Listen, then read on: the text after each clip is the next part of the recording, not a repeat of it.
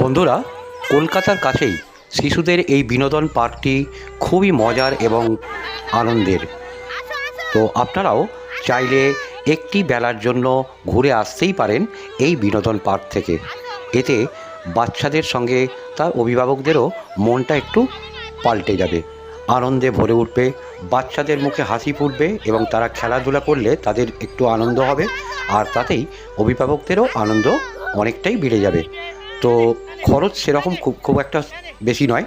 তো আপনারা চাইলে অনায়াসেই একটি বেলার জন্য এই পার্কে আসতে পারেন।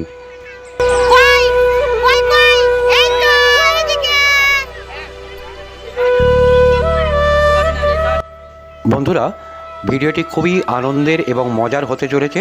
তো আপনারা এখনই একটি লাইক করে দিন, পারলে শেয়ার করবেন, কমেন্ট করবেন, আর যারা আমাদের চ্যানেলে নতুন তারা অতি অবশ্যই আমাদের চ্যানেলটা সাবস্ক্রাইব করে আমাদের পাশে থাকবেন।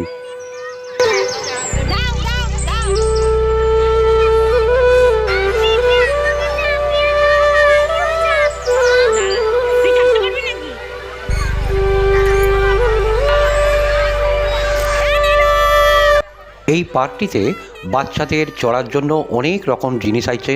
তো যেখানে বাচ্চারা চড়তে পারলে তারা খুব মজা পাবে এবং আনন্দ পাবে, তাদের মনটা অনেক বেশি আনন্দে ভরে উঠবে। তো জানাবো আপনাদেরকে আপনারা কিভাবে আসবেন, কোথায় এই পার্কটি অবস্থিত, সব কিছু আপনাদের তথ্য দেবো এই ভিডিওর মাধ্যমে।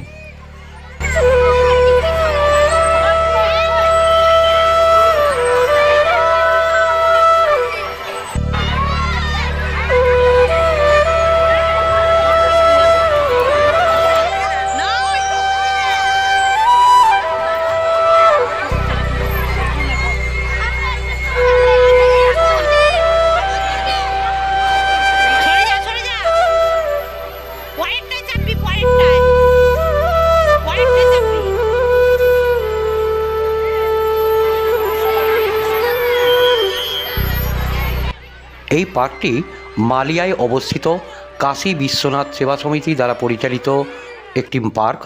এটাকে মালিয়া পার্ক নামেও পরিচিত। তো আপনারা হাওড়ার দিক থেকে যদি আসেন তাহলে মালিয়া স্টেশনে নামতে হবে, অর্থাৎ হাওড়া থেকে তারকেশ্বর, আরামবাগ বা গোঘাট যে কোনো একটি লোকাল ট্রেনে উঠবেন, মালিয়া স্টপেজে নেমে সেখান থেকে টোটো করে এই পার্কে আসা যাবে।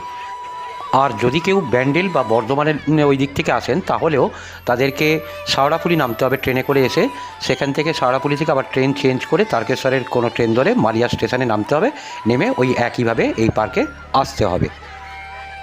এই পার্কটি খোলা থাকে দুপুর 2টো থেকে বিকেল 5টা পর্যন্ত, আর এই পার্কের কোনো রকম প্রবেশ মূল্য নেই।